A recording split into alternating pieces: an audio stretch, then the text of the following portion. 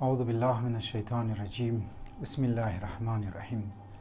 موضوع سخن برای افرادهای دیسی سیکولر هسته و برای این دایرکت برای افرادهای مذهبی که آگاه شونه اینها از امو افکار شومی دیسی سیکولر علمداروت یا زراتون یا بعضیش که در مختلف یورپی ممالک و از پاکستان گروه هسته. معمولا اینها که منی سوشال میدیا دین را مورد تارگت قرار میدن، اسلام را مورد تارگت قرار میدن، علما را مورد تارگت قرار میدن و آزادی را ناریش میزنن. همیشه اینا آزادی را ناریش میزنن. از یک طرف دین را باز مورد الزام قرار میده و امو اکتیویتی علما را هم مورد سوال قرار میدن.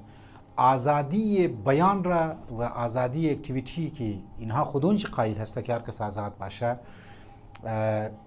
باز یک تکرار پیدا میشه که مثلا علما اگر دیگو فیلد کار کنه مگه شما کسی چرده ای فیلد کسی کار منین چرده زیشی چنگا وستی چی دزیشی چنگا وستی و این موها آزاد استی. لذا یک مغالطه کلانی از نه هسته. دوم اینا که میخواین دمانی معاشره از زیاد نعره یا سلوگن آزادی را میزنن یا مختلف پروگرامز و غیره که اینها ارنج مونن یا دمانی سوشال استیتس کی میدن، آدم متوجه میشه که اینها دنبال ازی استن یا هدف از نه که مادر پدر آزادی منی معاشره رواج پیدا کنه.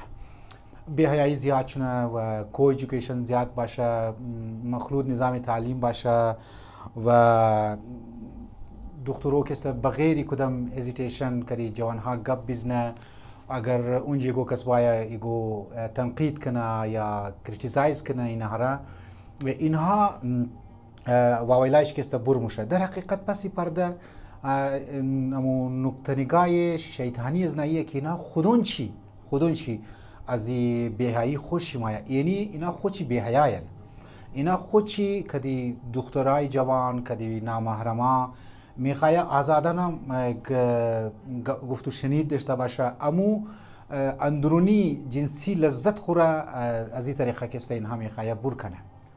لذا اینها از من باید توجه داشته باشین که چی میراجی میری مرزی و غیره که لانگ مارچ میشه یا مارچ میشه یا از این گبا که زن باید حقوق شده داشتنه، اینها تمام فراد است. اینها خودون چی یک اندرونی مشاهوات خورا میخواه پورا کنه. منی سوسایتی خب بنیزی باید زمینه باید هموار باشه، باید گراوند باید آماده باید باشه، باید دکترو باید باشه تا اینها بورمو کارهای خورکسته پیش ببره یا امو لذت درونی خورکسته فولفیل کنه.